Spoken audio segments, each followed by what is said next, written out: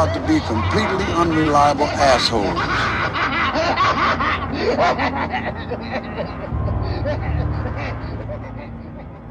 All right, hey Tim, how you doing?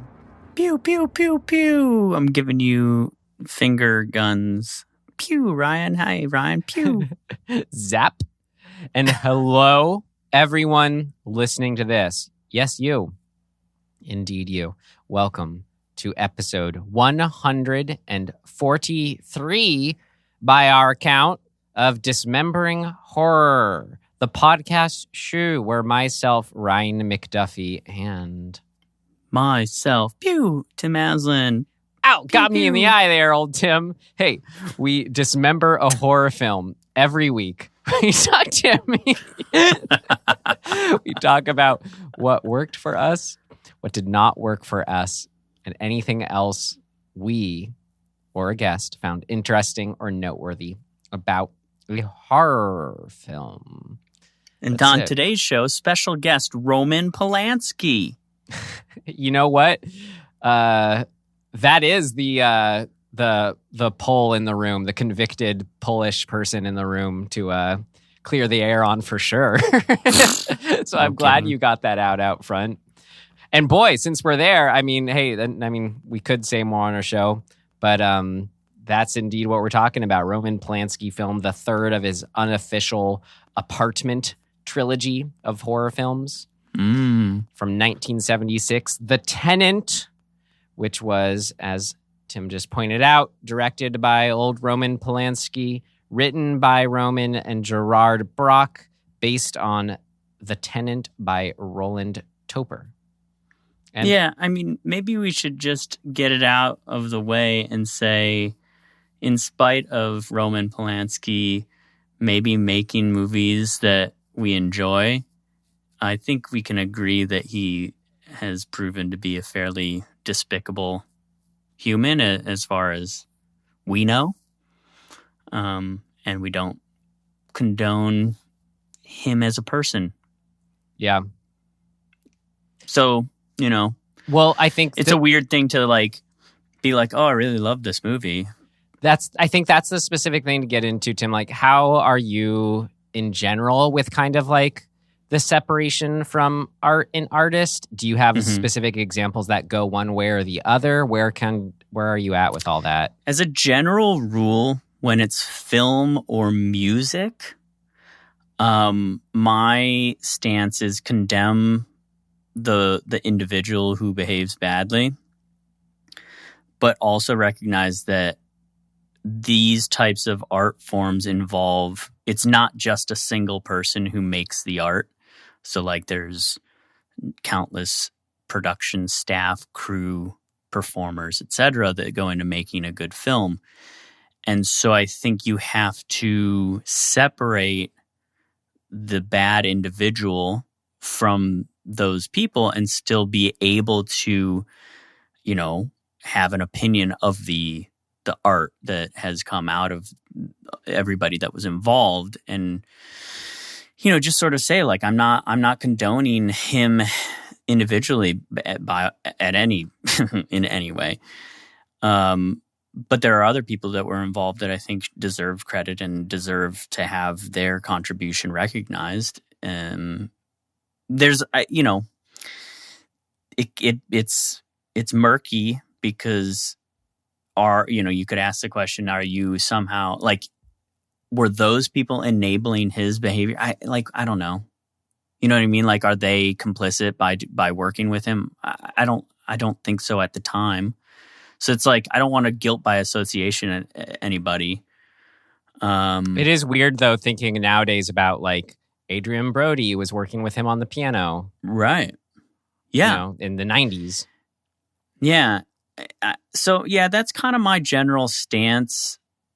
It's problematic. I mean, it's difficult to figure out how to approach, like, how you view this type of stuff. And whether you should maybe just wholesale condemn it and be like, well, I'm not going to participate in that. I'm not entirely sure that I agree with that. But I don't want to prop up or support in any way, people who do horrible things. So it's complicated. Yeah. Ditto. I agree with all that. It's indeed complicated. Like, I'm already thinking ahead to this episode if I'm can label something or recognize something as a directing skill of his. Mm-hmm. I was coming off seeing, we all know Rosemary's Baby. I watched Repulsion not too long ago, so I'm kind of up on this trilogy, if you want to call it that. Like, it is weird because then it will sound like I am praising him, but I don't know, and it is murky. I'm someone who really does like just believe you, like, even from a creative standpoint, art exists outside of the artist. We are mere,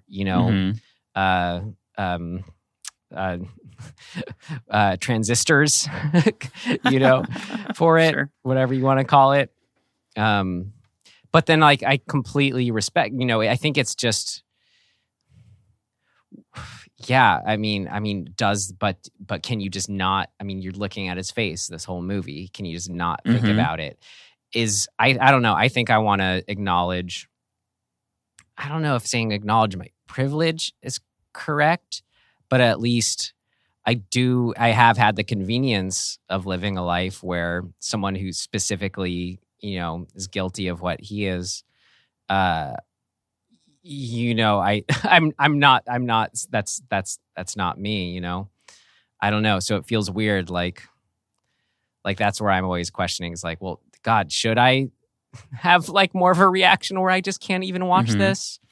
It's weird. The one where I do have a strongest reaction, I feel really weird about watching Christopher Walken now. Of course, just because there's his awareness of something with Natalie Wood. And I tried watching Austin Powers and I couldn't look at number 2 Robert Wagner. Like, I did stop watching it. It was just, yeah. So it's weird for whatever circumstance, like that's a person in a story I got caught up in. So maybe I'm getting at, it's like I'm guilty of just because I don't know his victims by name and face. Right. I do have a separation, and that feels, weird to me. Like maybe should have done that effort, but at the same time, is it making a bigger deal out of it? This is an example of the murkiness you were alluding to. Yeah, there's part of me that's like, okay, well, what do I think is the appropriate way to evaluate this? And I most certainly would not want to give any money to him. You know what I mean? I wouldn't want to support him in any way. Like, that feels obvious. But again, like, it's, when you watch a film, you're not just supporting the director, right? Yeah. Like, it's, I don't know. I'm not sure. I think my feeling in this particular case is condemn him and talk about the movie almost in terms of the contribution of everybody else as much as you can. And I don't know. It's very difficult with this one because he is so front and center. Yeah, we are going to be talking about him throughout the show. Right. Yeah, it's weird. Like, I don't know. There's a part of me that wants to be like, it's almost like we shouldn't even cover it in sort of protest of him as a person. But then I sort of think, well, then are we almost in a way just turning away, like putting blinders on to talking about a thing that's fucking super serious? Right. How about just though, right, exactly. There's that aspect of the seriousness of actually him, but then also what the movie provides, if you are just looking at it as a movie, is character and the portrayal of the character. Right. Like, because, and maybe it is, I'm a terrible person, time will tell, or you will tell me listening to this, that I am able to separate art from the artist in this case and get caught up in it like a movie. Like, I got a lot out of the themes and the story from this movie that I really, that's unique to this film that I wouldn't have gotten otherwise. Yeah, I felt similarly, like, confused as to how to feel when, like, learning more and more about Michael Jackson as an artist. or as a person, versus how I feel about the effect that the art that he created along, again, with a bunch of other people, but that those things, like, they exist and they've brought joy to a lot of people. And so I'm like, well, that exists, right? Like, you can't kind of take that away.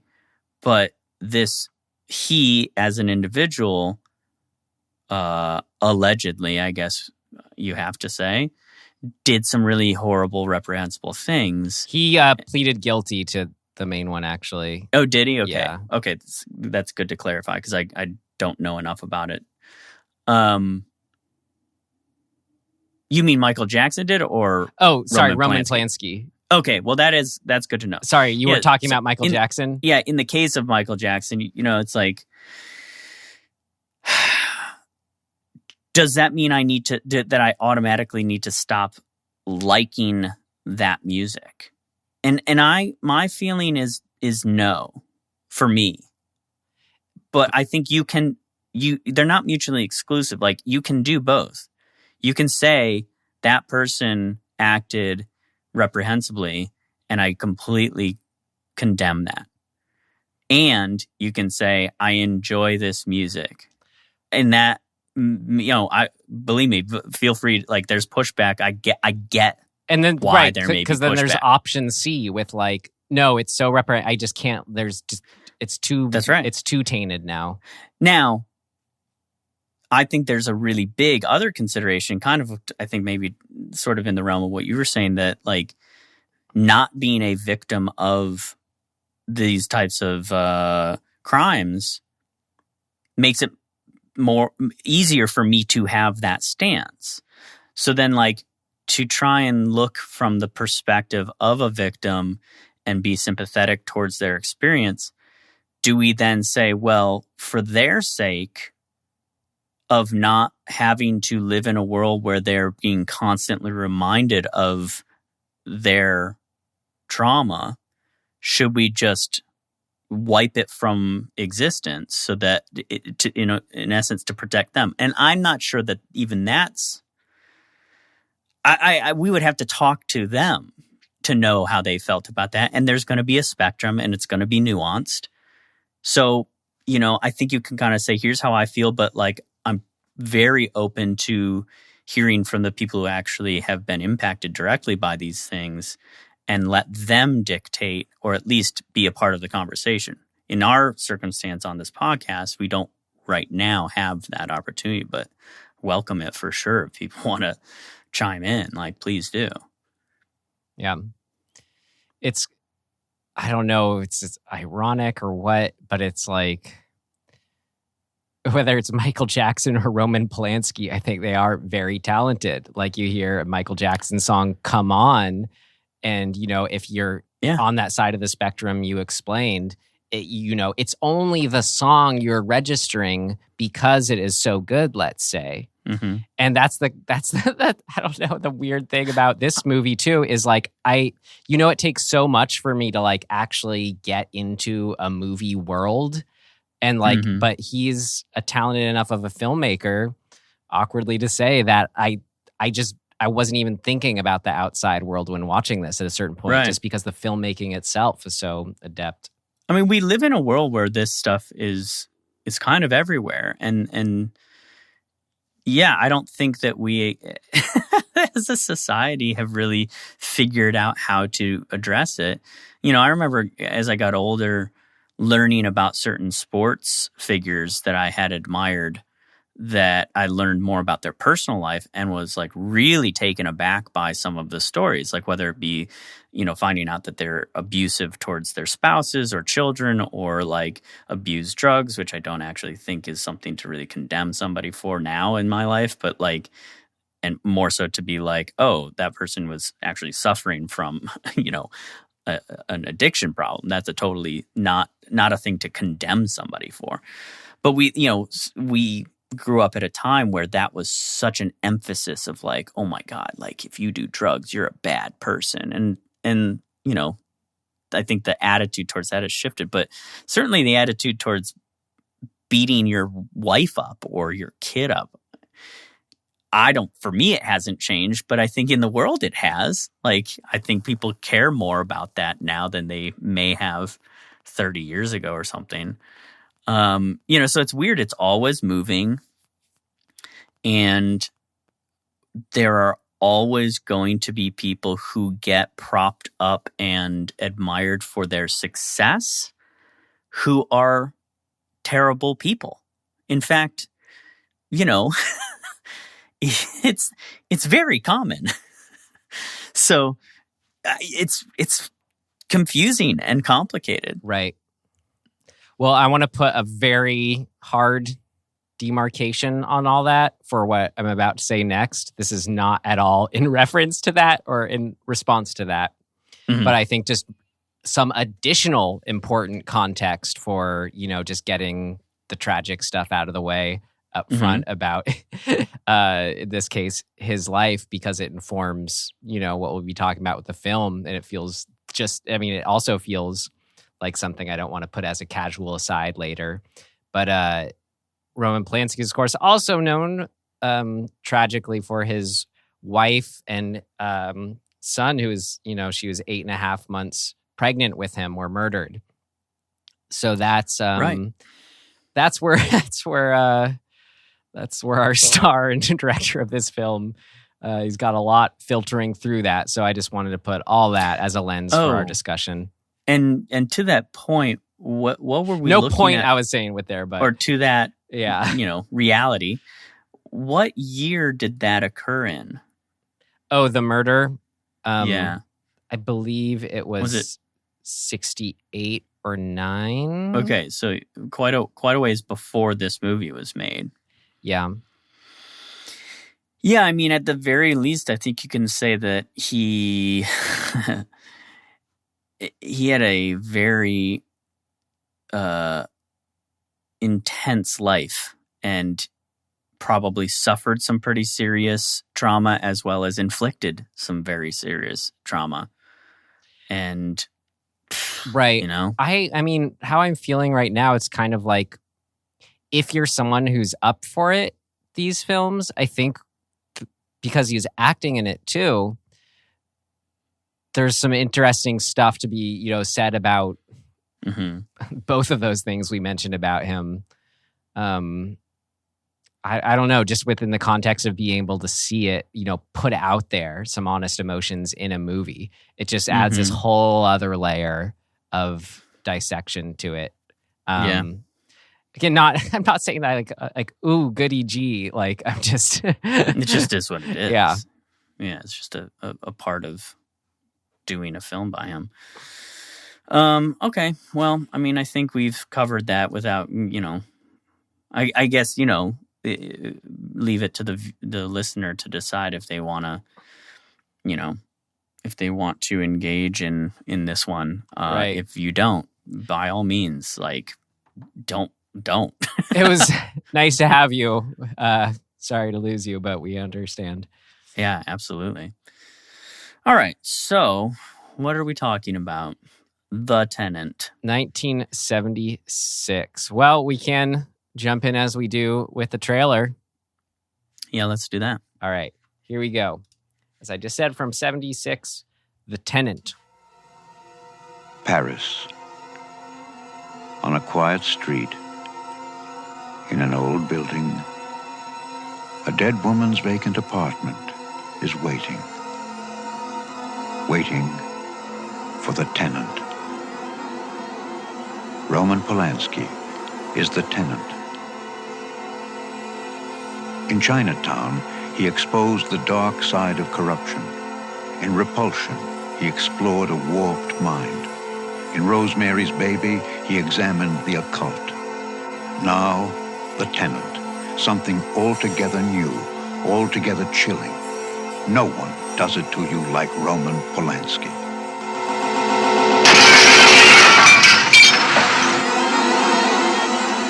The Tenant, a Roman Polanski film from Paramount Pictures. A teaser trailer. Wow. It feels like that shot was for the teaser. Yeah, I don't remember it from the movie. Which is cool. I like it when that's done. Yeah. It's so wild to think that, like, yeah, Chinatown and Rosemary's Baby are by the same director. Right. I was just watching Once Upon a Time in Hollywood. I love it when Leo says, director of Rosemary's Baby. So he says, like, Rosemary's fucking baby living next door to him. Something like that. Right. Oh, man. Well, what'd you think of this one? You mean, like, what would I rate it per our rating system? Yeah. Well, if I just tell myself to avoid it, stream it, rent it, or buy it, I mean, based on what we talked about, stream it. But right. As so, far like, as enjoyment level and outside of all that, I'd give it a rent for sure. Yeah, barring that it wasn't that all of what we talked about didn't exist, which it does. Rent it from your local video store, like we do. All the funds go to them. So I'd rent it from my video store. That's right. I would too. I think it is good enough for that. I thought as a movie. There was some overall. It was very, very good, and there were some aspects in it that I thought were just great. Like as good as Rosemary's Baby, other classics.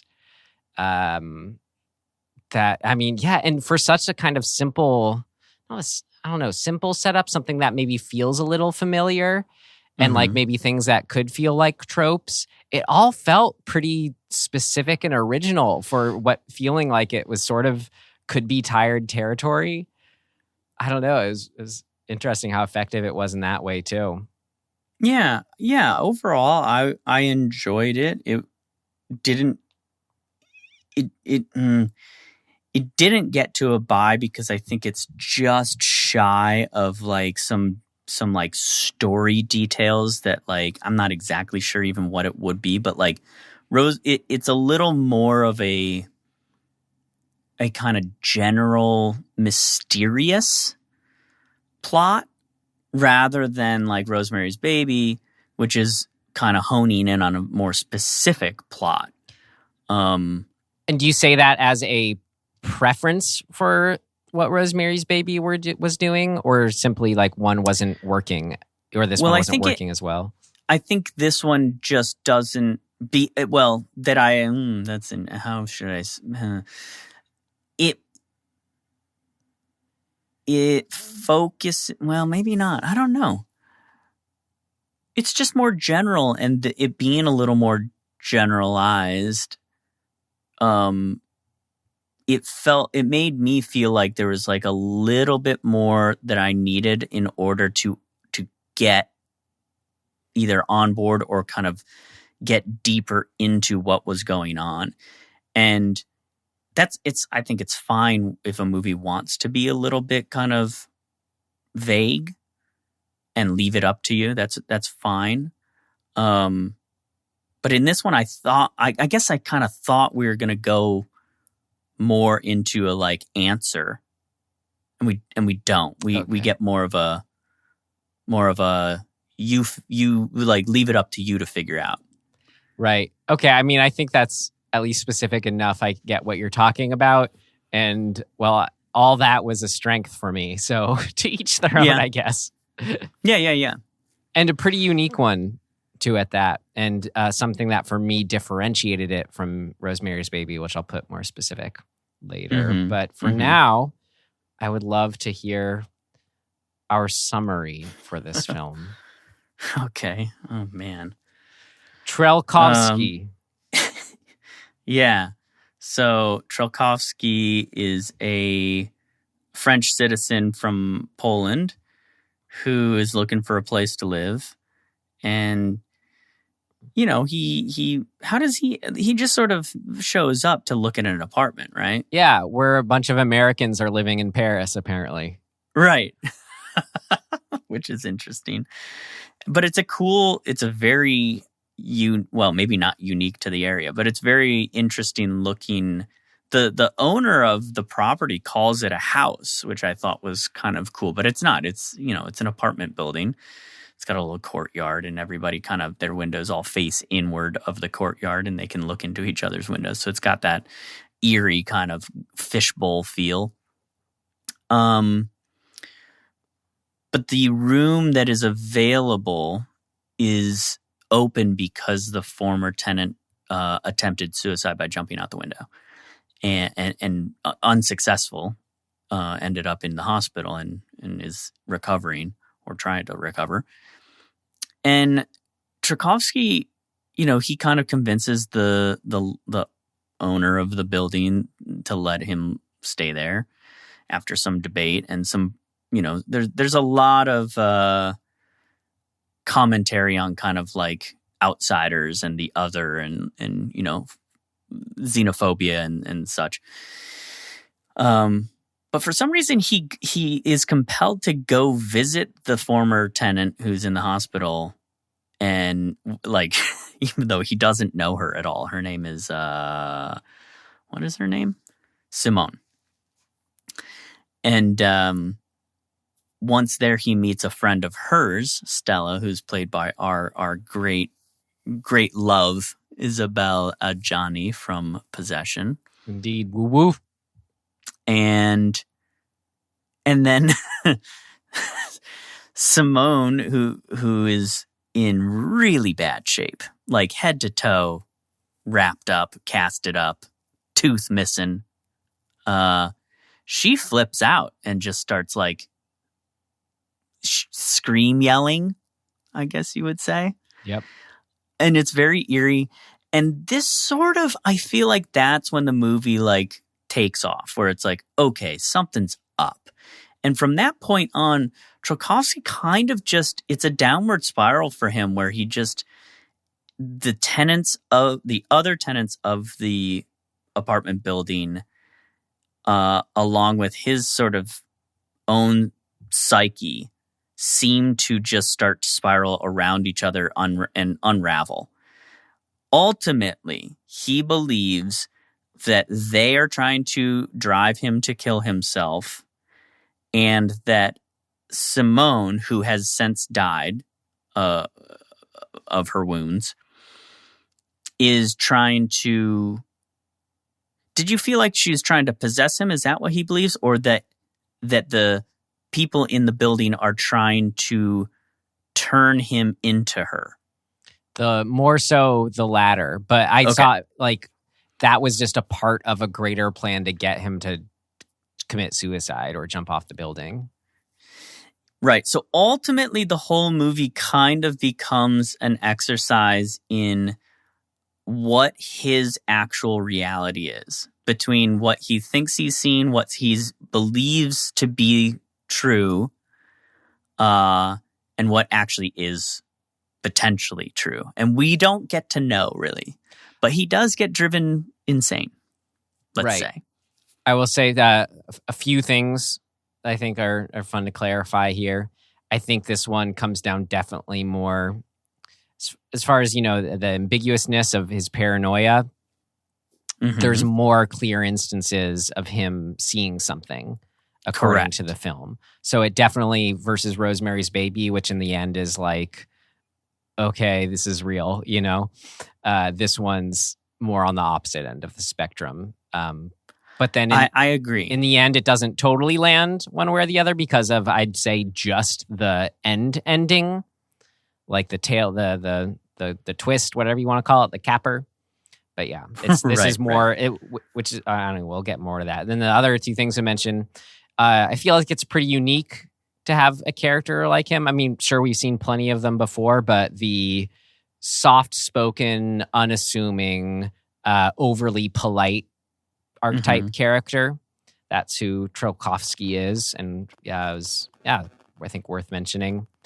And then it's not just that the other tenants are starting to get on his case, as there's another force against that. Otherwise, well, it's that there's a housing shortage in Paris, so he was desperate to get a place. Mm-hmm. So it's just sort of this, like, what starts as an extreme, thankfulness, gratefulness for finding this place, and oh yes, I'll do whatever I have to do, sort of starts pushing back at him, eating away at him, of how much is he still able to hold on to that when it gets to the point where, like, by just being there, he's a threat to himself. Yeah. I mean, there's a lot going on, and I have lots of theories, I guess, as to what maybe was the intention. But either way, it almost doesn't matter. I think that it's really cool in how it's kind of how do I say this? It feels like it's wrapped in multiple ribbons, and you're kind of, the whole movie is an exercise in pulling at those ribbons to reveal something. But it's like there's ribbons underneath ribbons. I don't know. It's got a very interesting sort of feel to it. There's ribbons in the story sense, in the filmmaking sense, like you said. And this is very unique for a film's Wikipedia page. I don't think I've ever seen this in any of the films we've reviewed. So there's thematic ribbons where, like, officially enough, it's been discussed about. There's a themes section for this film. Oh, interesting. So for those ribbons, we have Kafka influence, then doomed cycle, loss of self, and social assimilation. Wow. Then isolation and claustrophobia, then sexual deviance and repression. Wow. Yeah, somebody wrote a term paper on this and then was like, here I come, Wikipedia. Yeah. Coming for you. Well, it's from all this other stuff that's been talked about by more, reviewers and yada, yada. So it's definitely been talked about a lot. Great. Well, yeah. Don't Look Now. That's in our hat, isn't it? That movie, Don't Look Now. My friend was just mentioning this. It comes up a lot. You haven't seen it? I still have not seen it because it's in our hat. Is it? We'll check. I'm almost certain. I've seen it, so I don't think we put it in there, but it'd be fun to watch and talk about. So I think I put it in there. Anyway. Cool. Yeah, let's get into some things, what worked. You mean in our section aptly titled, What Worked? What worked? What worked for you? What worked for you? What worked for you? It worked like a charm, Smith. What worked? What worked for you?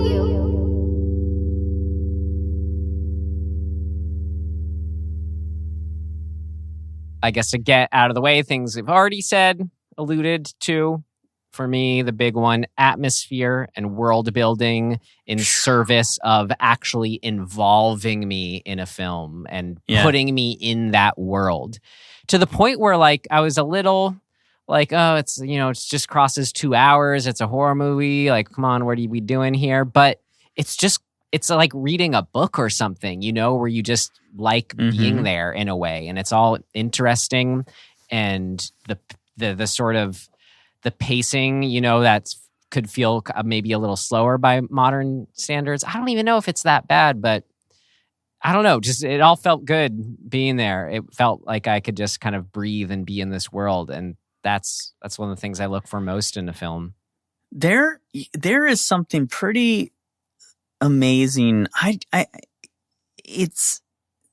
don't know how to really describe this. I'm not sure that it's something you can really like technically pinpoint, but to what you're saying, it's slow but never boring.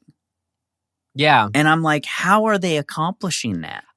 And I think a big part of it is like there's a lot of really interesting camera work in it. Like really, really interesting. But it's also a very, very dark light movie, right? Like the contrast in it is really, really like you have shots that are everything is just like soaked up in darkness, and then you get these sort of, what's light is really light and very like clear. Like there's almost zero shallow depth of field in this movie. Everything's in focus.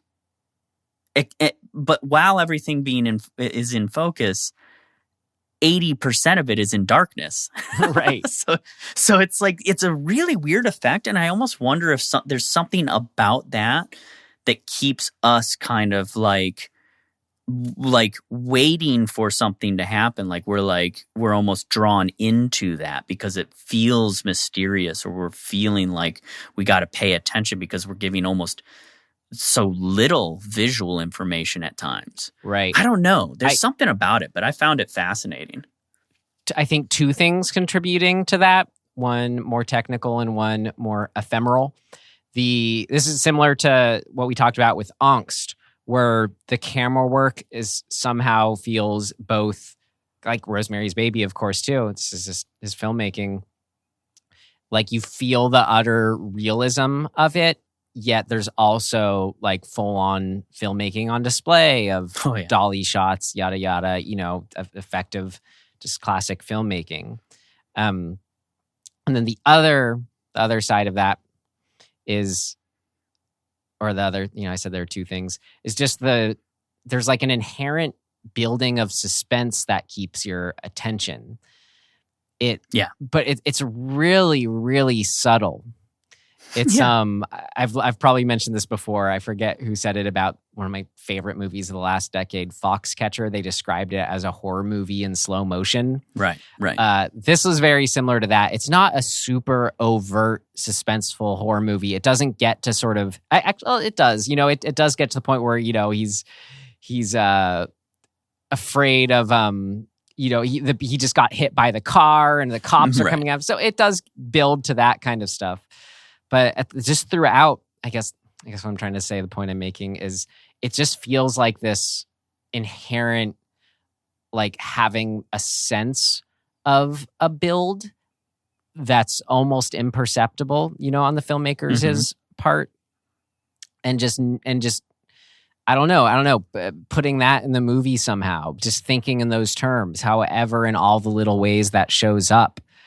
In all aspects of the filmmaking. But maybe that's a way to put it. It's just an awareness of like the amount of suspense and the escalation of that suspense. And just like it rides a really interesting line of it's there, but it's not overt. So it just is this like creeping discomfort that's really effective for this kind of psychological questioning of getting in his state and, getting caught up in his paranoia, schizophrenia, whatever. It feels like lava to me. It feels like we're watching like molten lava, like just creep its way along, whatever, like a town. Yeah. And you're just going, oh, you're so screwed. Like there's nothing you can do to stop it. And like it's just constantly moving forward. And yet, like when it hits something that's, once it consumes something, that goes up in flames, and it's sort of a blast of like, oh, that was crazy. The tree just like got devoured and blew up into flames. But the lava doesn't care. It just keeps just slowly creeping forward. And I felt like I was like just waiting for the whole thing to just get consumed. And imagine then if that lava was like made of invisible gray death. Right. That gets at it. Like, it's a really weird and effective tone and like pace and all of those things. I mean, I think sort of what you just said really was my takeaway. I'm like, I'm watching schizophrenia on film. Like I'm watching what it may be like to experience being schizophrenic. And like I'm fascinated by that. Yeah. Because it's totally a subjective thing, right? Like nobody can ever know what that actually is like. So, I think even if you're experiencing it, even if you're suffering from schizophrenia, I'm not sure that you can really know, or you certainly can't get somebody else to understand what you're experiencing. And again, speaking of this in totally layman's terms, not the actual medical terminology, but just, what the layman takes to mean by that word. I don't mean this to sound so stoner talky, but like, wasn't everyone schizophrenic towards our most accepted perceived reality? Sure. Yeah, but we agree on it. And I think that's the key, especially in this movie. But what about when that turns out to be wrong? Well, when does that happen? Hey guys, it turns out the Earth isn't flat. Yeah, but, well, I guess, sure. I don't think there wasn't consensus on the Earth being flat. Was there? As far as I knew, that was the scientific understanding, like based on everything they knew. I think we were told that at a young age that there. But I mean, come on, I don't you can think of things are always changing. Like cigarettes are good for you. They sure. Drink this milk, Tim. Ew. It's good for you. Grow strong bones. Well, I never bought that one. So you're schizophrenic then? No, sorry. This is getting to far off territory. I'm just saying it's a weird thing to talk about of like versions of reality. And I think that point being, I guess if I do have one that maybe I just realized, our sense of reality is so fickle and that's a hard thing to accept. We kind of prefer to hold on to the opposite of that notion. Certitude helps us in our day-to-day lives. So I think that's all a big gestation point reasoning for why films like this can be so effective when done well. Yeah.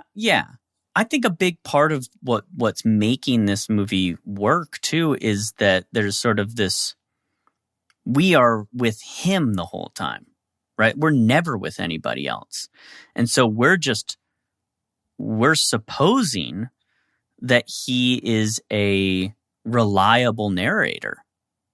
But until we aren't, we aren't. Right, and that's done very clearly where it's like he thinks someone on the street accosting him is the apartment owner.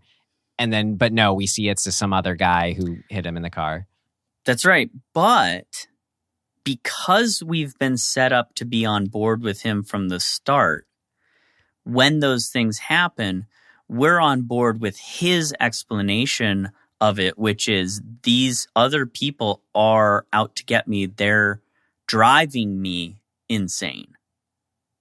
And I remember having this, and I think the ending actually sort of solidified this for me, is I remember having this thought when he kept kind of saying like they're doing this, but it's like, but we know he's become unreliable. I was like, what an interesting thing to we started the movie thinking that he was sane, but for all we know, he's always been suffering from delusion. But we just came into the story with this assumption that he started not delusional and ramped into delusion. Right. But what if he was always delusional? We don't know.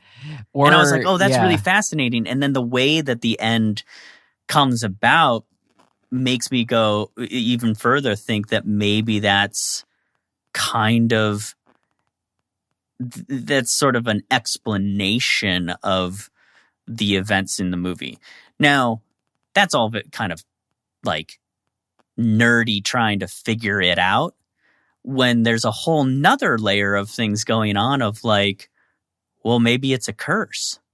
maybe it's mystical and magical, and maybe he stepped into this like weird alternate reality where they, by taking over her apartment, he stepped into their cult or whatever and has now been like forever cursed to this loop that he's in. Right. I think, which is also super cool. Right. I think the evidence shows that it could be, just to mention it, since it sounds always like we're talking this or that, it's some combination of both. Like maybe someone was breaking through his window, because that's like takes a breaking of a window. Remember when he then puts a bookshelf in front of it or whatever?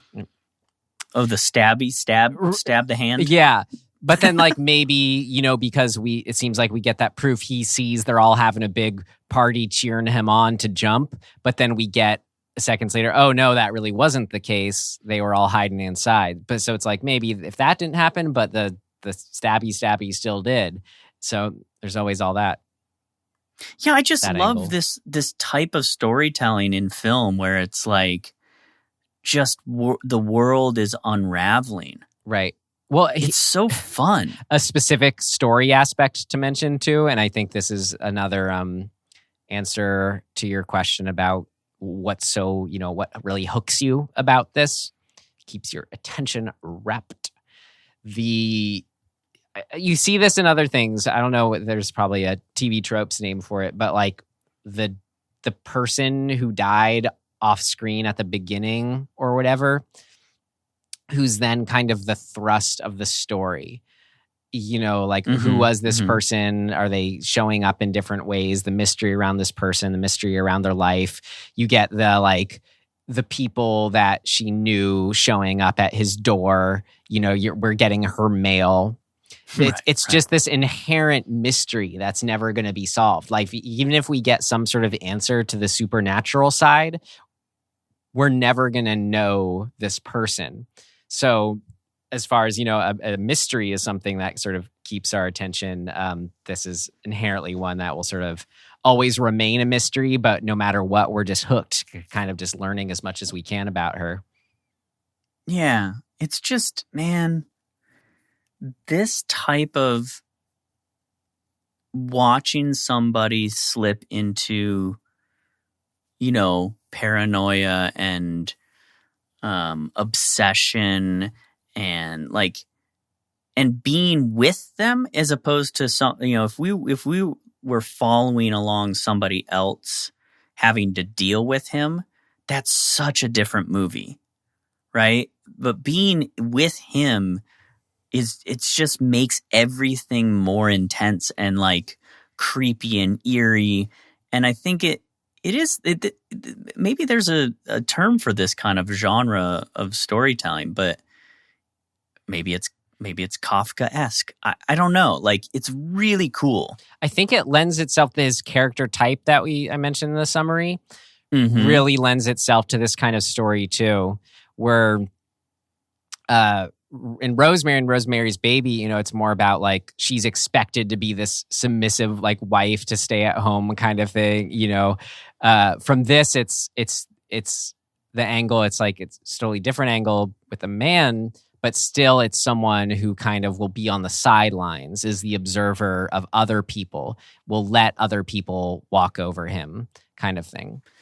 Yeah, well, there's so clearly this through line of like the what it's like to be the other, in particular in his case being of Jewish descent and walking into a world where you just are looked down on, like you're different, other, and it's reinforced throughout the movie, like he's considered a problem from the get-go by like everybody he comes across. Essentially is like, well, what's your issue? And I think that's sort of, it's in a way speaking on that feeling that it must, because I can't actually speak on it myself because I am not Jewish and don't know what it's like to walk into a world that sort of like the room is sort of stopping and going,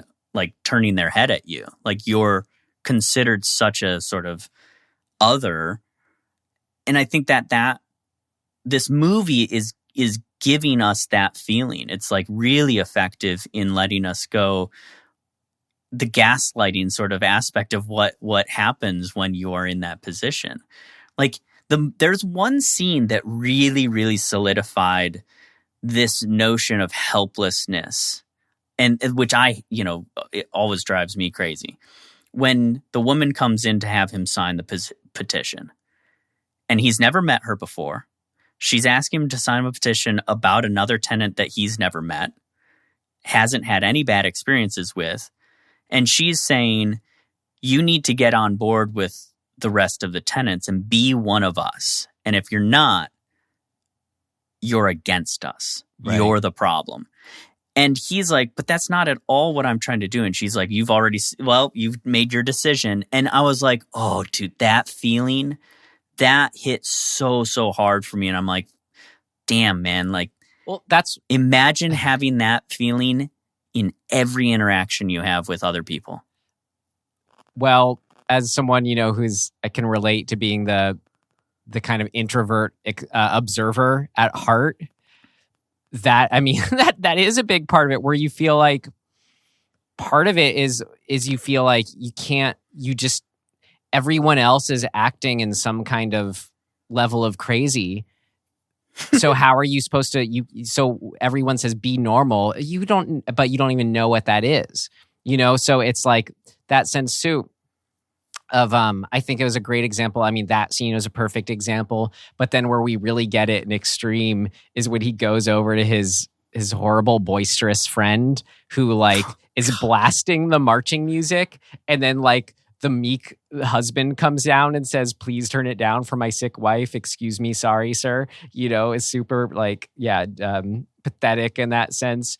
And he's like, why should I care? Why should I be allowed? When I'm sick, he doesn't come to check up on me. This total self-centeredness. But it's like, that I think is a metaphor for, though, like how the world at large treats its problems. It's the sort of turning a blind eye to all the world's woes, Well, that argument too, which we've been experiencing of late, the argument of, hey, we've come to see that there are some pretty big issues that we weren't quite aware of. We should address those. And then there's this whole other group of people goes, well, yeah, but what about me? And you're like, what about you? Right. You're not a part of, you're a part of the problem, but like you are not suffering from this issue over here that we're trying to address. And they're like, well, but I think I deserve to have my issues addressed. And we're like, that's fine. But right now we're talking about this one over here. And they're mad about that because of what you're, like you said, the sort of self-centeredness of it all. It's like everybody wants to be the center of the world, I guess. And if somebody else is getting attention, they get mad. I remember, did you have this experience when you were a kid where like, how do I describe this exactly? A kid doesn't want to play with a certain toy until somebody else starts playing with it. I mean, it sounds like it's common enough that I'm sure it's happened. Like I remember feeling that thing or observing that behavior as a kid so often where I'm like, the second you pick up like, I don't know, whatever, like you pick up a G.I. Joe, the other kid was totally content doing his own thing. But once he saw that you are enjoying this other toy that he was not interested in, he sees that you're enjoying it. He wants to enjoy it now suddenly. He wants to get involved in that. And that becomes a source of like conflict. I feel like we're like humans, that's just a thing they do. Yeah. It doesn't matter how old you are. We do it when we're little. People do it until the day they die. It's a weird thing. Well, can you put that in the lens of this film? Because I feel like I said that quickly, put that in the lens of this film, because I feel like our protagonist here doesn't strike me as one of those people. I think that's the interesting thing about having an introvert, soft-spoken person as the protagonist, is because they're an observer to all that craziness. So yes, I feel like the movie he is the kid who picked up the toy first and is just minding his own goddamn business. But the fact that he just happens to like have occupied that space, now everybody else wants to focus on him. And they want to like involve themselves with him. And if now it may be that's them, that's in his head, but if which is cool. But if it's to the extent where their end game is killing him, then it's this interesting, weird thing to sort of frame it now in terms of a theme about loss of identity. Mm-hmm. That when he's only being acknowledged and having a sense of identity is what is then leading to his death, an ultimate loss of identity. Does that make any sense? Does this word sound? Yeah, but it's not the identity that he chose. Yeah. He's constantly having that fight. Whether or not the source is internal or external, he's still having the conflict of being like, no, I'm this person. I'm not Simone. And he's having that battle. I think what's brilliant about the movie is that we don't get to know whether or not it's internal or external. Right. Yeah. Well, I'm thinking more just that examples of how to talk about this specific theme, loss of identity. And like what we were just saying, the big braggadocio guy who's blasting his music. It's like, remember what he's saying, what Tchaikovsky points out. He's like, isn't it even a little loud for us? And then he coaxes him. He says, no, come on, you aren't in your apartment. Just enjoy being able to listen to loud music. And then Tchaikovsky, he does kind of. He's like, yeah, I never get to hear loud music. And he starts to get into it until the door knock happens. But that's like seeing him go to the place that we want to go. We want to see someone like that be a little what we might call self-centered, that come naturally for someone like that friend of his. And like a scene that I thought got into this really interestingly as one of my favorite moments was when he's robbed, and it's sort of, I guess, more in the middle of the movie. So we've already had this buildup of where every time, or he throws that party at the beginning that's just a get together, and they're being up till 1 a.m., but he had no idea how thin the walls and floors were. So, fine, neighbors complained, great. But then it gets to be where, shoes, you got to take your shoes off after 10 p.m. That's what the previous tenant did. It really, it's like they're sort of compounding these rules on top of him. Yes. It's getting worse and worse. Oh, okay. Yes, sir. He is putting his own needs and just being able to like walk across the floor with whatever he wants on his feet. He started, so then it finally like reached its pinnacle after he's robbed. So it's the stress of that.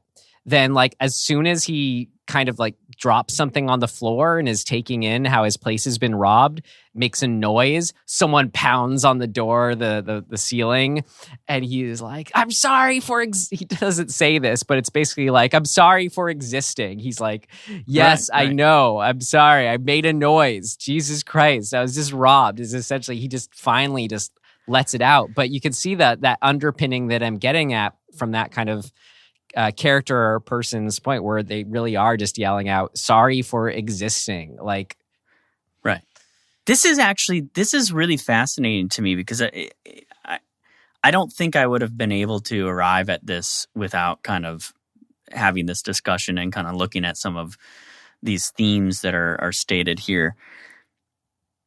What seems to kind of be going on is he doesn't matter to the world he's in. Like, all that matters to them is what they've assigned already. They being like the other people in the building in this example. So, because it keeps happening where he had a party one time, but he keeps getting blamed for making loud noise, and like they're telling him, like, last night again, you kept us up all night. And he's like, I didn't do anything.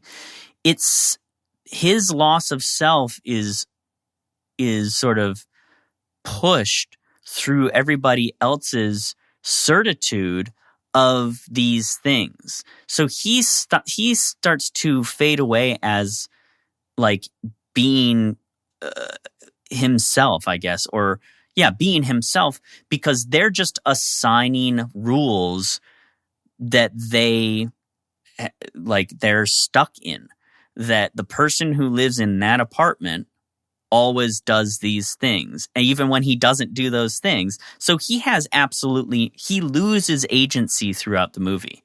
And I think that's what sort of we watch with like the struggle that he individually goes through, is that he's trying to retain or regain some agency. But the building is basically saying, no.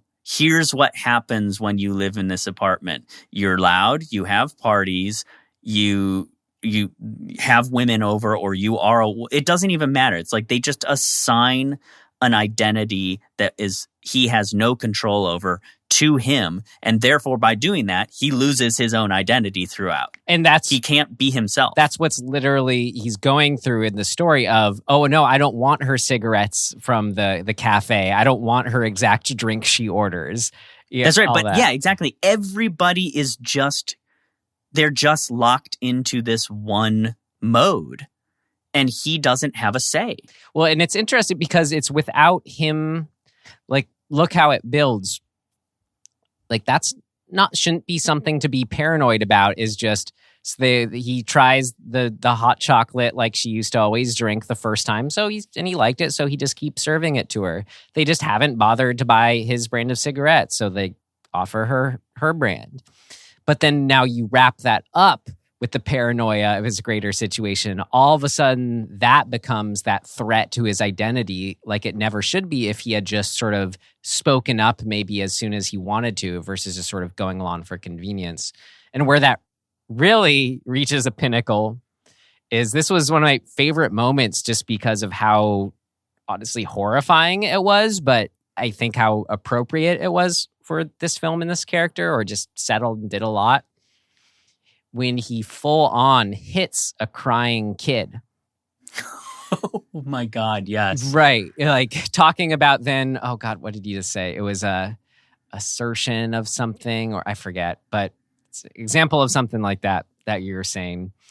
I just love like this. After being repressed a certain way, of finally just letting a something out. That's right. That's so interesting, because it is this version of repression, because it's like we experience what he's going through on certain levels all the time. And in for some people's experience, it's really acute, right? Like if you grow up in a family or a community that has really strict dogmatic rules, you have to do those things, right? Like that's this notion of like asking why is almost like the worst thing you can do, because you have to go along with it because that's just how it's done, right? That notion of like, that's just how it's done. You got to keep going on. And that sort of, that idea is really terrifying to me, because I don't prescribe to that. I didn't grow up in a world that forced you into these lanes of like, well, you do it that way because that's just how it's done. But that is the world, Tim. Like I told my example, like of how I realized that when asking, why do I have to go to this school? It's you had to go to school. You weren't given a choice. Well, that's my point, is that there's varying degrees of that. And often we think that we're free of it, and we're still not. And I think this is sort of honing in on that and being like, just so you know, like, no matter what, we're still at the mercy of that on some level. Like I didn't get it from my family, like in a really like, I guess what I'm saying is I didn't get it in a really defined way with like certain very like clear rules, but it still exists, right? Like there's a moral sort of code that my parents like imbued onto me. And so, where you decide to like, where you blur the lines of where you have agency to break out of those things, and where you blindly follow them, and where you have no agency, like wherever you land, those things are going on. And to think about that is really scary. Right. Wait, sorry, I missed it. Did you draw a link from there about specifically like hitting the kid? Was there something?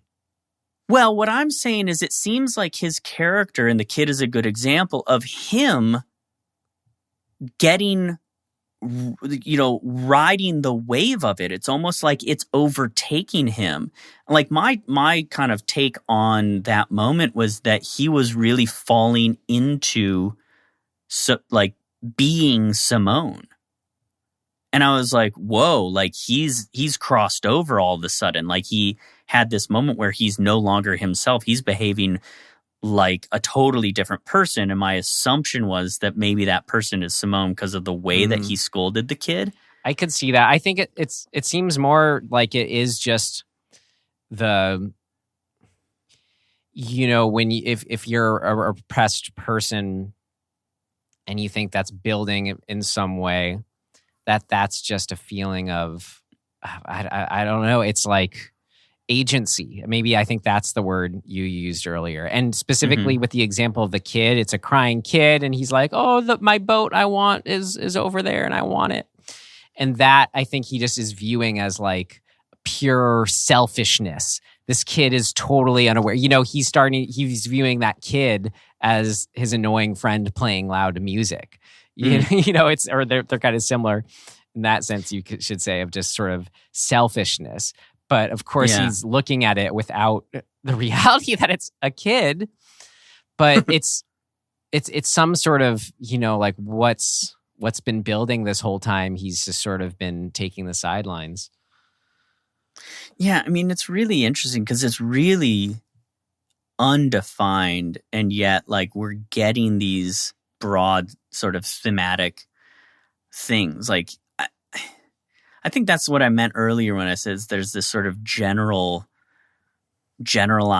thing going on, but I can't really put my finger on it to say, oh, it's this. Well, if I had, at least last night when thinking about it, a sort of grand theme for this all that is at least grand in the sense where it feels most tied to, let's say, like, what horror is this specifically about? Of course, it's about all these things, but for whatever reason, this one was just jumping out to me a lot as the biggest because it's about a mutual like mistrust, I guess, and how that can also be selfishness is maybe the other side of that, which we've talked about, but it's like a mutual mistrust. I think. Think of it in terms of him and the other tenants and the building owner and this sort of cycle that then is perpetuated leading to his suicide. It's, how do I put this? Like a mutual mistrust where like that. Okay, I think on this is like a big, I don't know how big this is. Sorry, thanks for bearing with me. Like, it's a big leap of faith to be the first one in any situation to fully give your trust. And I think that's largely where we're at in the world when you talk about, sort of, or even just in the terms of this movie of just, yeah, but what about me? Yeah, but what about me? It's this. That to me sounds like, yeah, but you first have to show your trust for me. You know what I mean? Mm-hmm. Almost acceptance. So it's just that, but when you have this inherent mistrust happening on two sides, that just, I can see how that just spirals into paranoia because you're never. Yeah, I don't know. I felt like I had a better way to put it or more to put on it, but you kind of get what I'm getting at. I think so. I mean, it makes me think about, kind of that scene again of the woman with the petition where it's like the power of fitting in with the group and how that is in direct sort of conflict with the individual, like, having any sort of stance. Like the supposition is that they're inherently at odds, and they don't have to be. Yeah. Right? But the group is such a powerful concept just as a thing, right? Like you feel safer in a group a lot of the time. People, kind of to what you were just saying, like oftentimes people will go along with the group blindly for the sake of the ease that the group offers. Or that groundingness of a reality, at least. Exactly. And so that, I don't know, I mean, there's just something in that I mean, you can expand that to so many things too. And I feel like, I mean, I'm looking at this thing right here, like this seems to be a fairly common kind of thing going on in his movies where it's like being put in a position to play both sides or to like have to choose a side is kind of a constant theme in a lot of his films. Mm-hmm.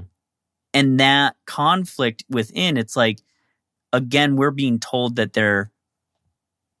that you got to choose one or the other, but it's like you can do both and you shouldn't be criticized. Or you could choose, you could not go along with the group and that should be okay.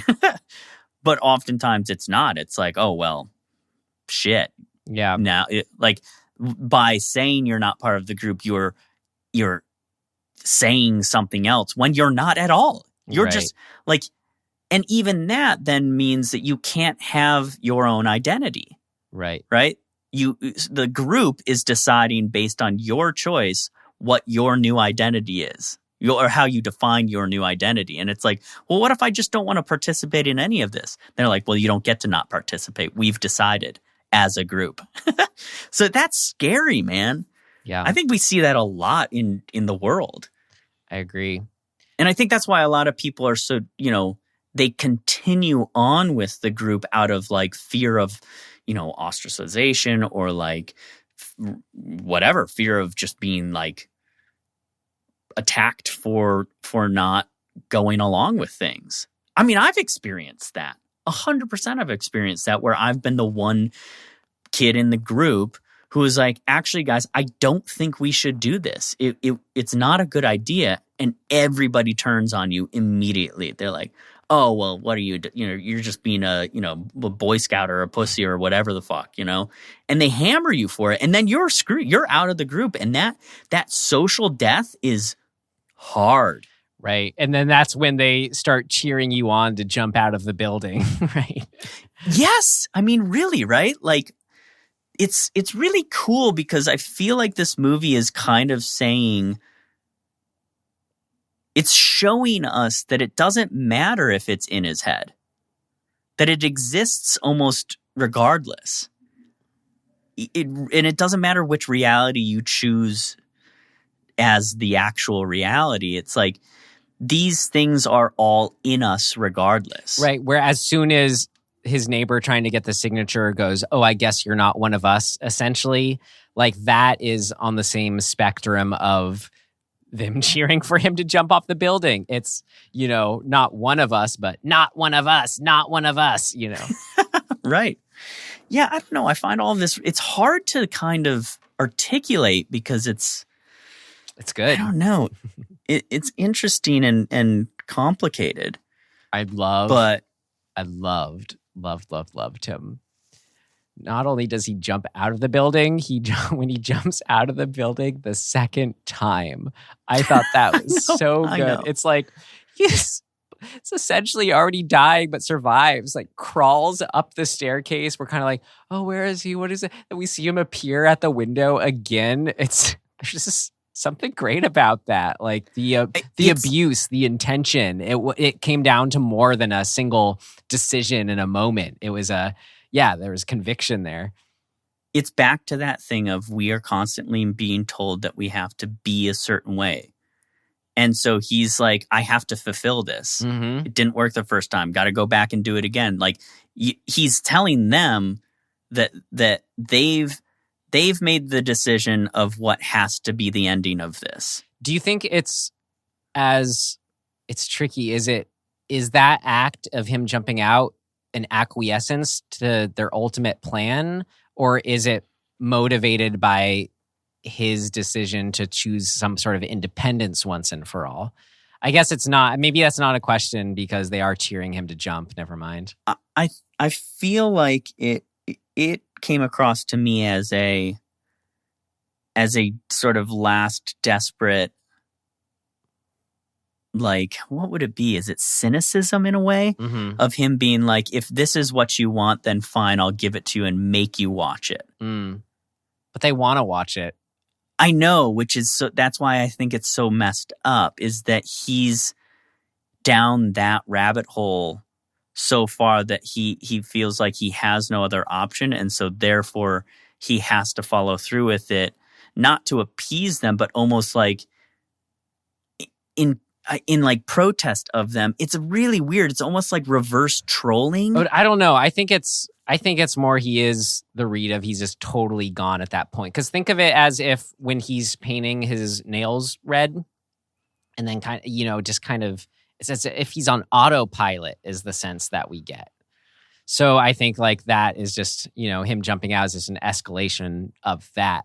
He's just, as far as, again, loss of identity, he somehow is just totally taken over by this force of others' will. Yeah, it's really interesting. I don't know. I'm not sure what to think. I just read this thing here that I find really fascinating too. Because I kept wondering what's going on with the Egyptian stuff. There's like the mummy thing and the hieroglyphs. And Simone was in Egypt or something, or had just gotten back from Egypt or something. Yeah, she gets the postcard from Egypt. So there's this recurring thing, and it says right here,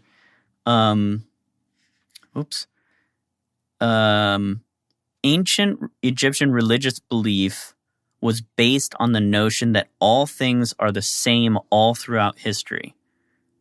And it says like everything has happened before and will happen again. But also it's all happening at the same time always. So there's this sort of like, it's almost anti-identity, anti-individual identity in a way, I think is maybe a way to put it. That we're, no matter who we are individually, we're all repeating these same things over and over and over again. I mean, that's sounding like that. I forget which spiritual system it's a part of, but the idea we're we live many lives, and each life we may or may not work through our I don't know, our healing or our sort of something or other, our calling. Oh, I'm misstating this. Let me say it again to be more clear. Okay, let me just read exactly what this says. Ancient Egyptian religious belief, it is important to note, was based on the notion that all things are the same all throughout history, not the same as Hinduism's conception that everything has happened before and will happen again, but more the belief that everything is always happening. Sorry if that was unclear before. So but everything is always happening. If everything is always happening, then wouldn't that make the other outlook true also? I feel like it would too. Yeah. So this is where it's getting confusing. But is that just give you food for thought about this story? Well, it just makes me think that, so like, what are the, sort of, what does that imply in this movie? And like, it's clearly like drawing some connection to that, especially with the ending, that he now is in place. So he carries out exactly what Simone theoretically carried out. I love the ending, by the way. I did not see that twist coming. No, me neither. So what are we saying? Well, what we are saying, the ending, we hope you watched it, but he finds where when he's now all wrapped up after jumping out of the window twice, he's the one in bandages, just like he saw Simone at the beginning, and he sees himself and Stella approach and basically repeat the scene from her perspective. Yeah.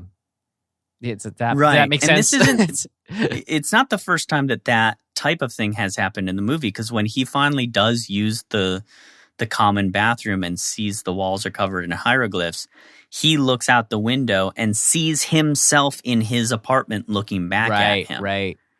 So there's something to that I'm not sure how to even how to articulate what are we saying here? I mean, for me, it elicits this fear of the sense of we all have things that are hard for us to do, or we aspire to be that are hard for us, right? A way of being, and to not be doing those can feel like a sense of being trapped. I mean, I was just sort of getting more out of it, just that sense of repetition, being trapped, never getting out of a place, because he clearly doesn't self-actualize as a person and then escape this situation. It's the opposite of that, right?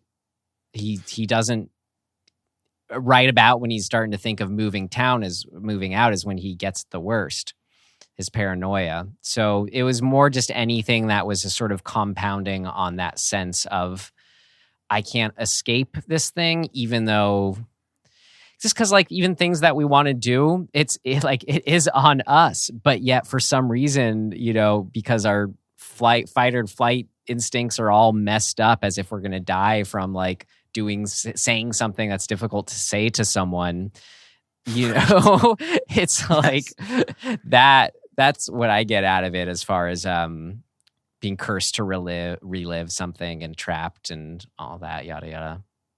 Yeah, I mean, at the very least, it just evokes that feeling of the hamster wheel. Like we're just going through the same stuff every day, just repeating the same stuff. Like I used to when I worked in a bar, there were points when I was like, I have like scooped ice the exact like a million times. Felt like that's all I did is scoop ice. Like my whole identity was just scooping fucking ice over and over and over. I was like, I'm going to lose my mind. Like, I can't do this anymore. Right. Like, you get into these habits and we get told that like there's some sort of like nobility in like the work. And I'm like, we're literally just being a cog in the wheel, right? Like we're doing the Metropolis thing. We're just repeating the same motion over and over. So imagine and over. It is just like the Tim version of this movie in that scene, just stripped down to its essence, where the Tim scooping ice gets off work, puts the scooper down, and immediately like the other Tim walks in and starts scooping again. Yeah, it'd be like there was a period in my life that was me getting up at noon or 1 in the afternoon, drinking a bunch of water because I was like, had been drinking the night before, or smoking cigarettes, or sucking in secondhand smoke from the patrons of the bar. So I was like slowly dying. I'd go down to the bodega. I'd get something to eat. I'd go get on the subway, go to work, open work, be there for 12 hours. And so I'd open at 4, close at 4, get out by 6 a.m., go home, fall asleep, get out. I did that routine for like a year and a half straight. And there was no variation in it. It's like, that's all I did. Right. And I really felt like was losing my mind. Well, that I think is the thing. That is the plight to, I think, work through as a human. And when we're all on our good days, I feel like it is a certain, I don't know, it doesn't have to be a conscious acknowledgement of that, but we all know when we're having a good day, it's because we are truly present, right? And I think in a sort of more, a thinking about it sense, if it's outside, just when it happens instinctually on a good day or whatever, it's working through that kind of psychosis of just our reality, of just like how, these different outlooks or religions you pointed out, or feel like they're straying the straight up. This is how reality operates, whether it's we are the same moment all moments are existing simultaneously or all moments are repeating or whatever it is. I mean, whether it is you're just doing, the weather's changing, maybe your job's changing, maybe not. We do have this sense of like life is just a Groundhog Day, right? Right. And so I think, so to accept that and tune into that is like, well, it's like the end of Groundhog Day is when Phil finally is making the best he can of every moment. And where we see so clearly in this film him not doing that, like like he's with this gorgeous, wonderful woman who's totally into him, right? And she's like really nice to him. Yet for some reason he's still treating his life as I have to drink away my miseries. He's too drunk to start any kind of courtship with her. He's too caught up in his own psychosis to try to make something work with this woman or whatever. Enjoy each other's company. That definitely made me think at one point if this was sort of feeling kind of allegorical to like getting wrapped up in your own despair and just like spiraling. That's why I started the ribbon analogy or whatever. It's like you're so focused on uncovering the next ribbon that you don't realize that like none of that matters. Like look up from that and actually just like take in what's around you. Right. He's just so, I mean, that's where the paranoia and the obsession is so wrapped up in this thing that he can't even see like the other things that might be nice in his life. Yeah. And I mean, where he sees, like you can see when he hits the kid, he's hitting himself in that sense. This kid is too caught up in... the kid's missing the tooth. Right. Or the kid's... It's very much himself. Right. I want the boat. He's missing... He's just a version of Tchaikovsky. But then you get that where, let's say then he has that instinct to be, if what feels like being selfish is a form of self-actualization, like where... he tries to get on board with doing the selfish thing of playing and enjoying the music loudly, but that instantly backfires. It's just like he's not getting any support for maybe what could be helpful for him. It's like as soon as maybe you make a step in doing something in a healthy direction for yourself, you get evidence that that's not, quote unquote evidence that maybe you should are going to receive. That's not the best thing or whatever. But it's so true. It's so true in real life, too. Because, like, we've all had that experience where we've been like, you know what? I'd like to change some things up for my own betterment. And there's always people around us who are, like, shooting it down or saying, well, here's why that's not a good idea. And because it's a threat to them. Like, change is a threat to people. Right. Especially people close to you. They're like, wait a minute, I don't want you to, like, actually... improve yourself because then I won't continue to have the safety of the person that I've defined you as. Well, I think too that it also, as far as that life is a loop, every day is a loop. That, I mean, and just thinking of what you exactly said, how that can be applied to making changes, making healthy habits in our own life.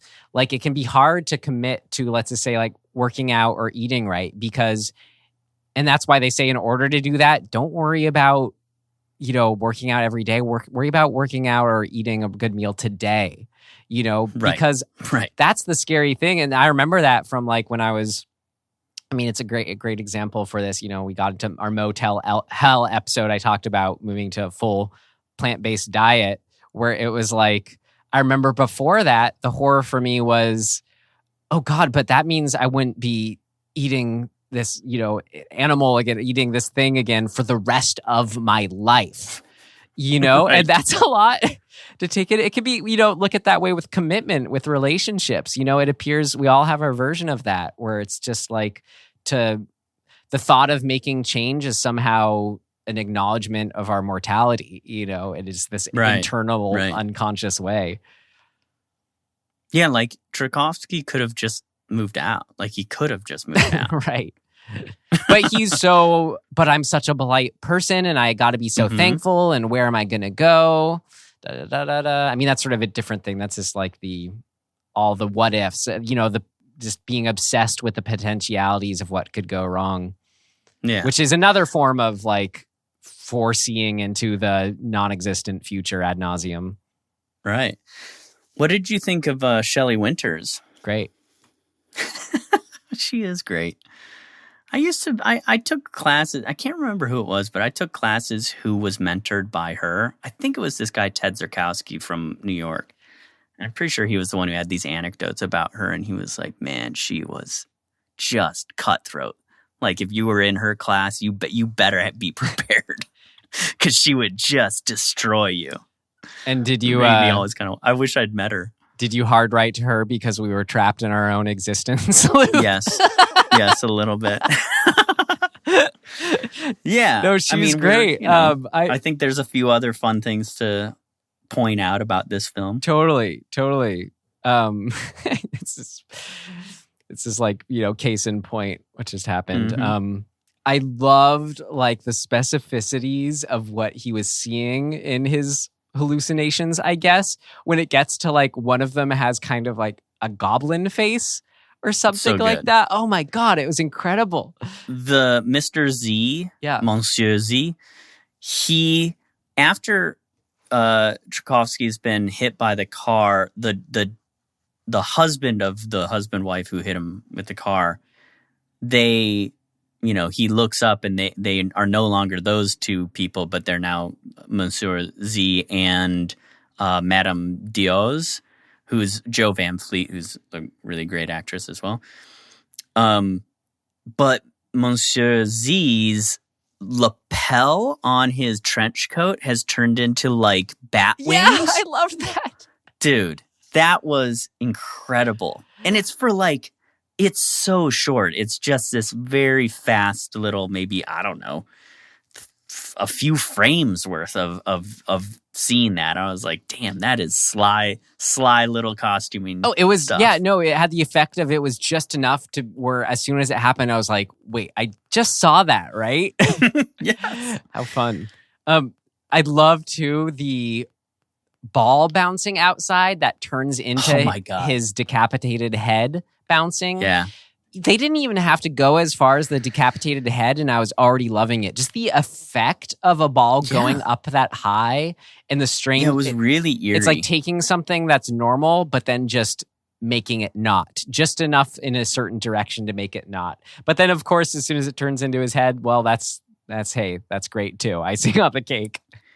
It makes me realize that a lot of why I think I like the vibe of this is that they're doing things that we experience in dreams, where like they're messing with the like the physics or the like logic of things. For example, like there's a shot where he's standing in his doorway of his apartment, and he looks to the left, and from that perspective, there's 2 doors down on each side and a door at the end of the hallway, and that's the end of the hallway. And we see that. It's a really clear shot.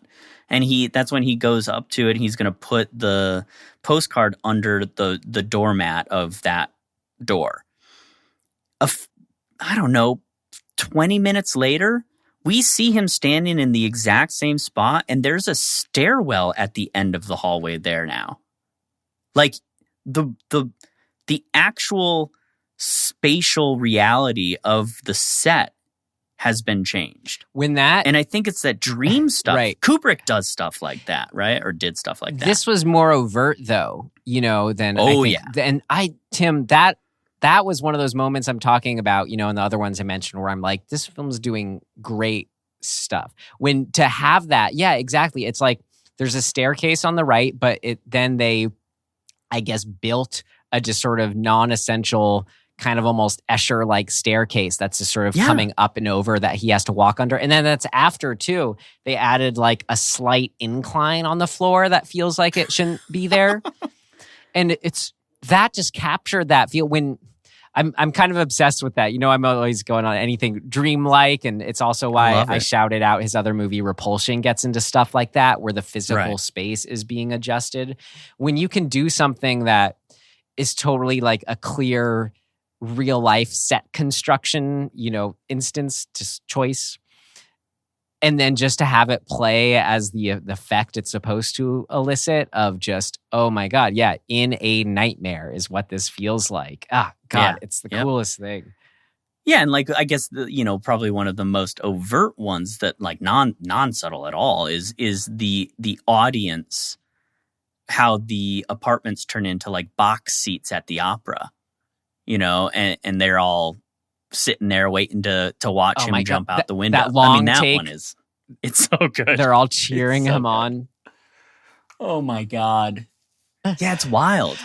They do some crazy, there's so many good camera things too, just switching the lens. So whenever we're looking out of his window at the bathroom, we're on I would say we're on a wider sort of, I don't know, maybe in the 20s or something like that millimeter lens. So the bathroom seems pretty far away. The courtyard seems kind of there's a good amount of distance between his window and the bathroom window. But when he's in the bathroom, they put a much longer lens on and they compress the space. So his window looks like it is 4 feet from the bathroom. He's right there. So little things like that, just distorting our sense of space and reality it's just incredibly effective. Yeah, no, exactly. It's everything we've been talking about, questioning reality, blah, blah, blah, but in a physical, indisputable sense, or, at least, yeah, in just the sense of looking at something right there versus what is also great in this film is the stuff the tooth in the hole, just as a, how about, something that's throws off your sense of just, unanswerable questions. What the heck is going on? This is so weird, but all because of something that's an off-screen suggestion. It's the opposite, Well, and here's another one. He wakes up with his tooth having been pulled, but tooth scenes later, he has his tooth back in his mouth. What happened? Mm-hmm. Are we we're just left to decide what we think. Right. I just love stuff like that where it's you're just eroding what could be actual reality. This is another moment I really wanted to shout out. I don't mean to just go all the way back to our identity themes, but this is a really fun illustration of some more of that. I just loved it so much when you had the tenants outside, at least him seeing it, thinking he's seeing it, going after, group ganging up on the little girl of the woman that they don't like, the other tenant there. Mm-hmm. And they get her to put on this little witch uniform or something. It's a little, it looks like something out of Midsommar almost. It's this weird, looks like ritual, all part of some ritual. Yeah. Yeah. Put this, red robe. Yeah. Type thing. Put on this mask and cape. But anyway, that was all great enough. But the girl's horrified when they're leading up to it. But as soon as they get her into the costume, she joins in. She takes the role of them immediately, which is, just a micro example of what's going on with Tchaikovsky, the whole movie, really. Yeah. Yeah, it's just be one of us. Right. It's so horrifying. All it took was just, her getting behind the cloak and mask, and then she's just so turned. Freaky. Yeah. I love them. I love the moment when he has taken refuge in Stella's apartment because he's really hit sort of a breaking point, and he's can I stay with you? And when he wakes up in the morning, and I presume she had called a doctor to check in on him, but he sees that doctor as Monsieur Z, and he blows her apartment apart. I felt upset because I was oh man, she's gonna be really mad. You've really messed up. You've really, yeah. I was I don't really want to see that scene. I don't want to see the aftermath of him doing that. And we never do. No, we never come back around. Just the horribleness of the situation of of not only just doing this to this poor woman, but it was like she was his only hope. So you talk about, that's a great example I was getting at with the trust theme. She's a great example of she's just totally willing to fully trust this person, right? An example of that. And I don't have anything more than that. I don't know, but there you go as far as showing characters on different sides and what could happen when you do that. Well, it's cool too because like so really there's two groups in this movie that I think are kind of, you know, two sides of the same coin. His work friends and the building tenants. They're all kind of the same. They're occupying, you know, the other side of the coin. But they're vaguely reflections of each other. But she really stands out as this like other thing where she's sort of like almost the only touchstone of like kindness and some of these just general sort of traditionally feminine qualities or feminine qualities. I don't mean gender-wise, but I mean in the sort of broader metaphorical sense. She's accommodating, she's kind, she's sort of nurturing, those things. Everybody else kind of sucks. Like, they're kind of the worst. The cops are all kind of a mess.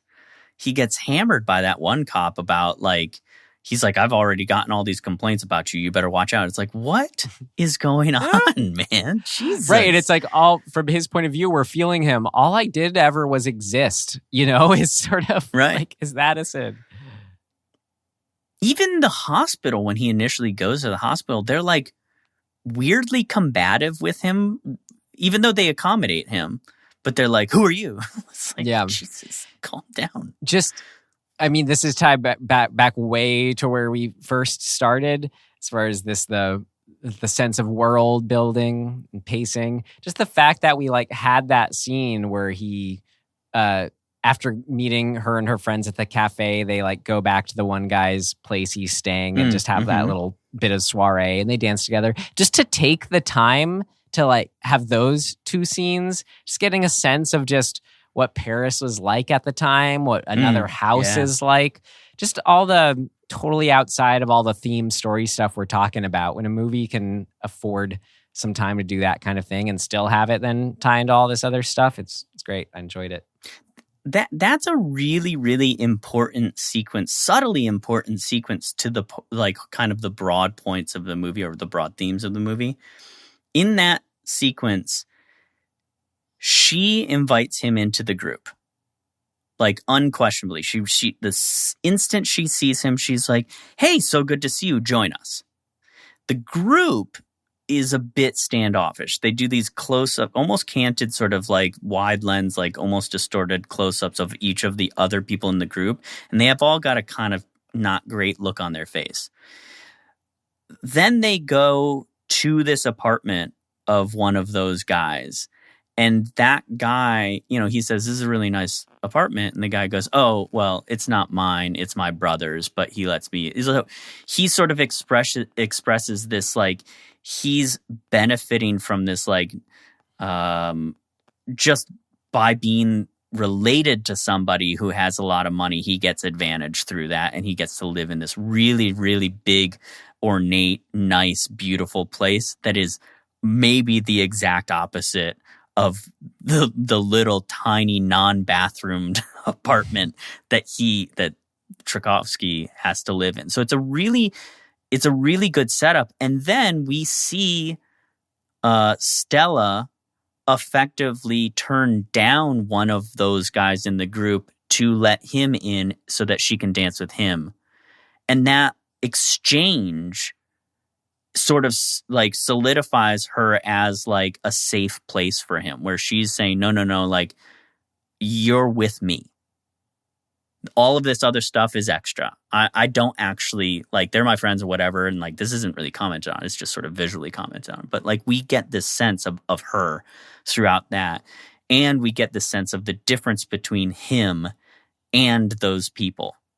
So she is the only person in this movie who is like, I see you, right? Like everybody else is sort of stands outside of him, And that or he stands outside of them. goes a long way as someone who, doesn't feel seen as the introvert observer, Right. you know? Yeah. Yeah. I mean, it's really interesting stuff. Anyway, that's about all I have. Me too, Tim. Okay. With that, should we move on to our next section? Yes, let's. What did not work? It's not ready yet. Seems to work okay. No, something important's missing. What did not work?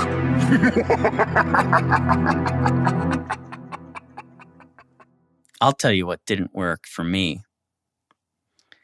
When he has to clean up his place after that party and he's dropping garbage along the stairwell the whole time, it triggered me. I don't know why. I was like, stop trying to carry all of the garbage down in one go. Right. Make 2 trips, man. And it was Just make 2 trips. But then he comes back and it's all cleaned up. It really freaked me out. I was about to say, just to make our what did not work section just be more that did work. Yeah, the fact it was all cleaned up afterwards, that was something I forgot to mention. That was a great moment. And Oh, man. just to say, no, I'll save this for our next section. The only thing I had, I don't know. I mean, at one point, it was more before I watched it. It was like, oh, is this a little long? No, it's when watching it, it feels great. There's some unfortunate ADR moments, but well, yeah. I mean, that is what it is. And it's not prevalent, or it's not, it's not throughout the film, but there's some, it happens, a handful of times, but that's a technical thing. So do with that what you will. Yeah, it's weird. It's again one of these movies where I don't really nothing was not working for me. In the movie. All the things we discussed at the top of the episode were really the things that weren't working Right. for me. What didn't work for us? Roman Polanski. Right. Yeah, so I don't really have anything. Well, I guess the thing I said where I was like, I want more of an answer, but even that's not really what I want at the end of the day. Like, I just thought, in a way, it's a thing that works because it's like, I wanted more. So I mean, what else can you criticize? I don't know. well, then nothing. And we can just move on to our next section. Okay. All right. Here we go. Things of note.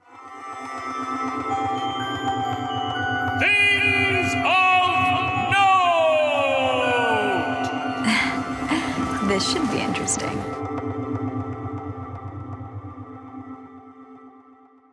I mean, this is partly just a what worked, but maybe is on also, things of note, interesting. Pointed out at the beginning how it justifies itself in that it's not just a Rosemary's Baby as far as, like I said, being full on the spectrum of it's real by the end, right? Mm-hmm. So I just thought that was a really interesting take on this going paranoid story where it's a more complicated relationship we have with his paranoia and trusting him as a source that leans mostly on the side of he is paranoid. Yeah. Yeah, it's interesting. And I guess also maybe this could put more in the interestingness, things of note, rather than just a what worked. But like I was saying too, where you were saying maybe it was, you were wanting some kind of more, something or answer, or I don't know. I thought that by going with however it did it, then that allowed me to feel like I was watching it at the end. It's all about our mistrust of others, and I was just able to then view it through that lens entirely. But then you could do that with all the other lenses or ribbons, as you put it, that we that we took off and put back on. So, and that too, not as only that interesting, and this is more, I guess more in just line of what worked. But it does get at a certain pretty powerful fear, when you don't, anytime you can, not go with, they were cult people, they put a spell on them. Anytime you can avoid any kind of explanation and still have it work, I think that, I don't know, I don't want to say it always allows for a deeper thing. I think Rosemary's Baby and Hereditary, you can do that great, of course, and it is great, but it's just something different. It's just a different kind of curdling fear. I don't know. I think it points more to the fear inherent in being human, because if you like, leaving it open-ended like this allows us to say, not only are we experiencing his psychosis or whatever you want to call it, but the implication is that everybody else is at the mercy of these horrors too in the movie. It's the horror of the human condition, not just yes. horror of ghosts. Right. And in this one in particular, there is a little bit of a nod and a wink from the other characters. Like, they are kind of being like, yeah, we know what's going on, but that's just the way it is. Yeah. And that's scary. I thought it was interesting. This film was to be directed by Jack Clayton for a long time. Like, he was even trying to make it back in 1969 for Universal Studios.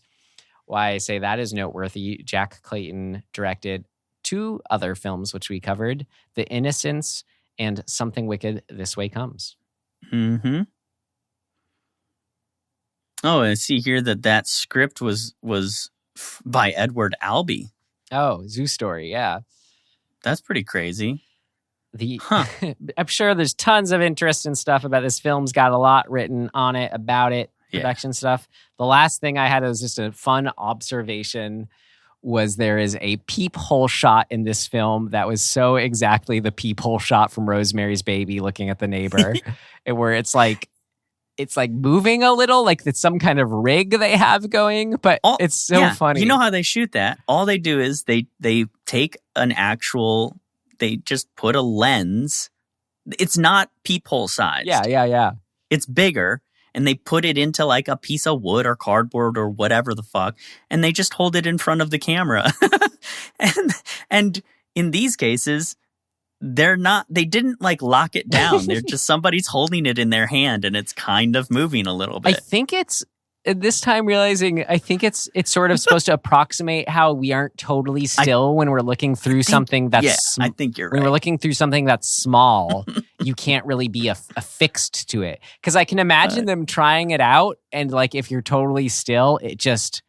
It seems weird too, Well, and you don't want to move that, like back then, that was a big camera. Yeah. And you don't want to, you're not going to be like shaking the camera around and making it like that's a head moving. I don't know. You could just have it be handheld.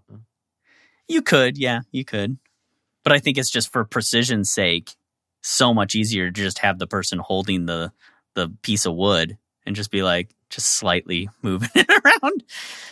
It's a good effect. Same shot. It's great. Yep. All right. Those are the things of note I had.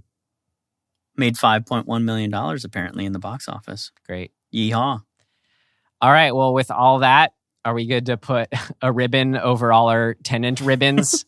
Yeah. Great. Well, then that means we can move on to our RecommenDEADtions to wind down. I haven't been watching so much, but hey, I watched part 1 of a 2-parter movie show somewhere in between the two, a documentary called Laurel Canyon. Just about, the fantasy that we like to imagine that was Laurel Canyon back in its musical, an influx of musical talents heyday. There's another like Laurel Canyon documentary out there with Bob Dylan's son. I watched that. It was fine. Oh, I've seen that. Echo in the Canyon, I think it was called. That's right. Yeah. It was cool. There's something more well done about it. I don't know if they have more music rights or they you hear they have some on-camera interviews, but a lot of it is just voiceover. It allows it to sort of meld with the historical recordings of the different artists and just allow you to take in these really high-res pictures. It's great. This is great. I'm really enjoying it. I mean, I don't know if you're not into that, if you'll enjoy it, but it's very well done. And it's from as recent as 2020, Laurel Canyon. I'm trying to remember last week. Remember, I was like, oh, I was gonna recommend this, but I'll do this instead. And now I've forgotten what that was. Let me see if I can quickly backtrack through here. Blah, blah, blah, blah, blah. It's not that. Oh, yes, here it is. They Look Like People is what it's called. It's a film. It's very odd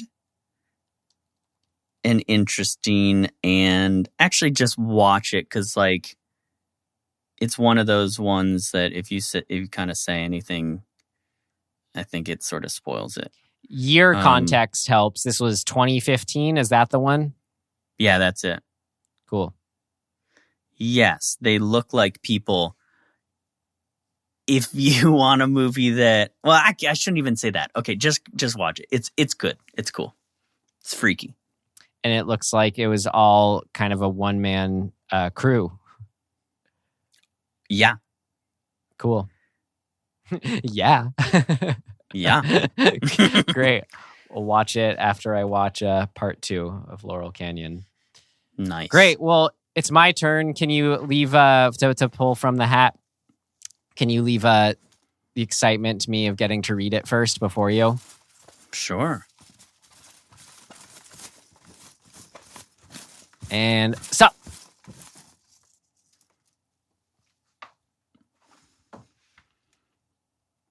Can you see that? From 1960, Peeping Tom. Oh, no.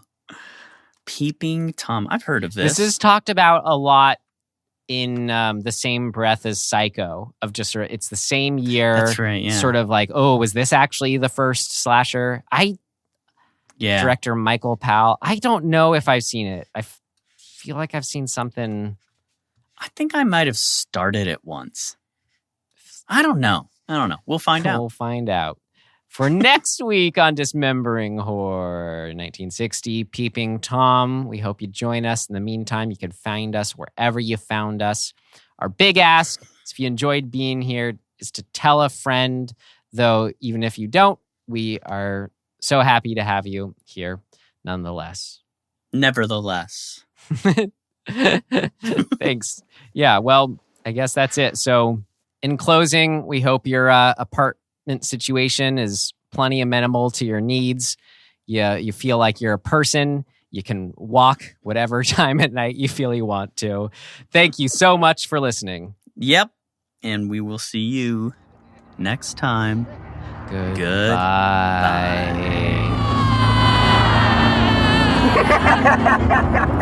Bye.